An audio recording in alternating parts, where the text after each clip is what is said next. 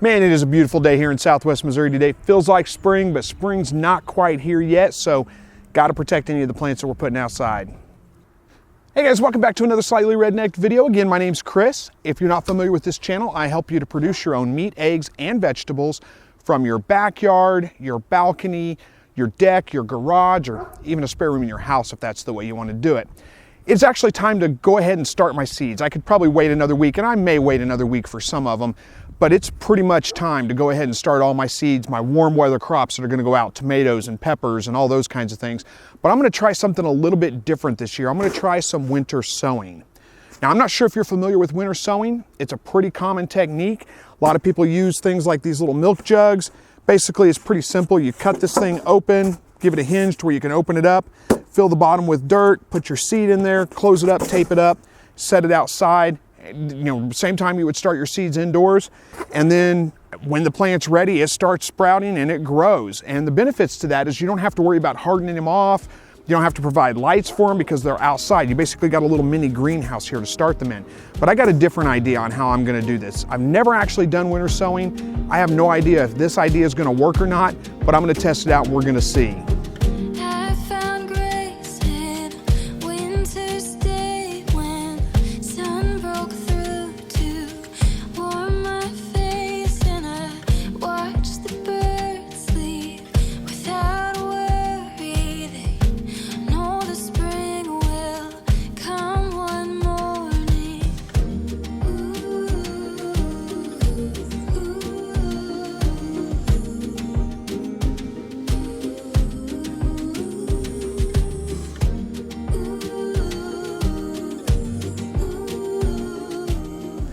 All right, so to be honest, winter sowing is not something I've ever tried before, but I've researched it. I've seen lots of people do it, heard lots of success stories from it. And basically the concept's pretty simple, but I did put a twist on it. I think you can kind of figure out what I'm doing here.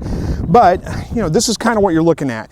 Most people don't cut the bottom of it out. You just leave the bottom in there. This is, again, this is an experiment I'm doing. I have no idea if this is going to work or not. But the idea is you basically make a little greenhouse, just like this, a milk jug, or whatever. I went down to the local recycle center and picked up a whole bunch of milk jugs to use for this. And then you fill the bottom with the potting mix. You plant your seeds like you normally would, close it up, put a piece of tape around there to hold it closed, leave the lid off, and you just set this outside. And then, make sure it's watered every once in a while so it doesn't dry out completely or anything like that. And then as the days start to warm up, your seeds will sprout. They'll grow. People start tomatoes and peppers, heat-loving plants in jugs like this in the wintertime. This is early March. So we're, a good at least a month and a half away from our average last frost date and about 2 months away from whenever I'd be putting the plants in the ground. So this is the time I would normally start my seeds indoors, which I'm still going to do just in case this doesn't work. But if this does work, then the idea is they're going to be right there in the ground growing. All I got to do is cut this milk jug away from it, pull it off, and there's the plant. I don't have to harden it off. I don't have to provide light for it while it's growing. I don't have to repot it. I don't have to do any of those things. We'll see if it actually works. Now, again, I've seen winter sowing plenty of times where people have had success doing that, growing them just like this, but then what they end up doing is taking the milk jug apart, taking the plant out, and potting it in the ground. I've never seen anybody actually try it where they're trying it in ground like what I'm doing. Pretty, it should work theoretically. I don't know. We're going to find out. So it'll be a while. It'll be probably a month or two before I, can give an update on this as to whether it works or not. I'm just using these garden staples to staple this thing to the ground so it doesn't blow away. Planting my seed right straight in the ground, just like you normally would plant seed, closing it up and putting a piece of tape around it to hold it closed and kind of seal it off. We'll see. We'll see if it actually works or not. All right, so that's done. I may do some more, but I ended up getting 4 slicer tomatoes, 4 Amish paste tomatoes planted. I'm going to be doing more paste tomatoes just to make sure I have enough for canning. And I'll probably go ahead and pick up some more milk jugs and try that again. Like I said, I don't know if it's going to work or not. So I'm not going to rely on that method alone this year. This is an experiment to see how it works. I'm going to be starting some more seeds, but to help me out with that, I'm going to be setting up this little pop-up greenhouse I bought a couple of years ago, and I'm going to start my seeds inside there. And I'll just bring them in at night when it gets cold, bring them back out during the day on sunny days, and get them started that way. That way I don't have to worry about, again, hardening them off or providing light to them, any of those kinds of things. It's just a little bit more convenient and easier. I'm not sure if I saved the instructions though on this thing. This was a pretty good little greenhouse. But it may be a little bit of a trick for me to put together because, like I said, I don't know if I still have the instructions or not. So we'll see how this goes.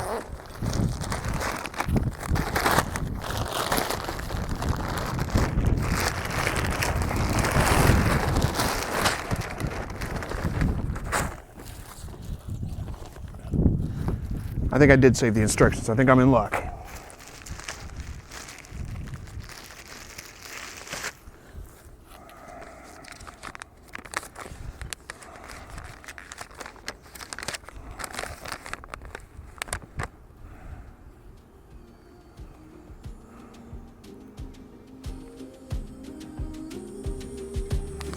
All right, we'll figure this out as we go. Gotta get all these poles out and put together.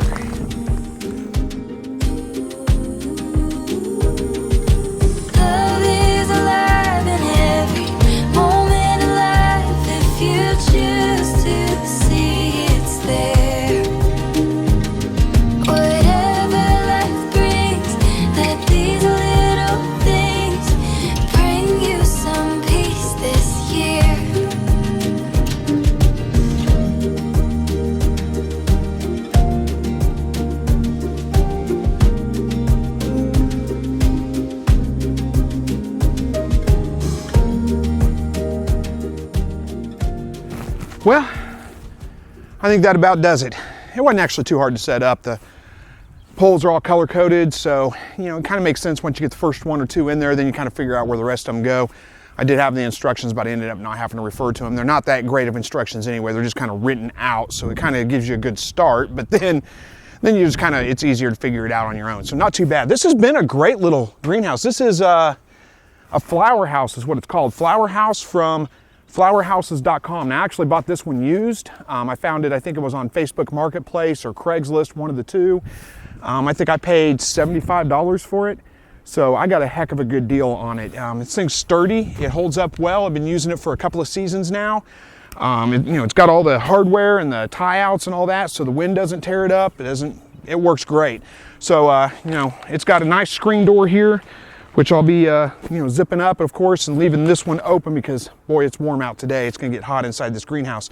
But I got a nice little shelf inside there. That's where I'm gonna be starting all my seeds. So I plan on just starting them from seed, just like I would if I was gonna be starting them in the house, but I'm gonna be doing it out here in the greenhouse, so I don't have to worry about, putting lights on them. I don't have to worry about hardening them off, any of those kinds of things. I'll just bring them in if it's gonna be a cloudy day and it's under 50 degrees out or something like that. I'll just bring them in the house for the day, bring them back out the next day that it's gonna be sunny. So we'll see how that goes. We'll see how the winter sowing goes. That may have been a big mistake, who knows, but not a big loss if it doesn't work out. All those things can go right back to the recycle center if I need them to. Thank you guys so much for watching this video. Hopefully you enjoyed it. As always, God bless.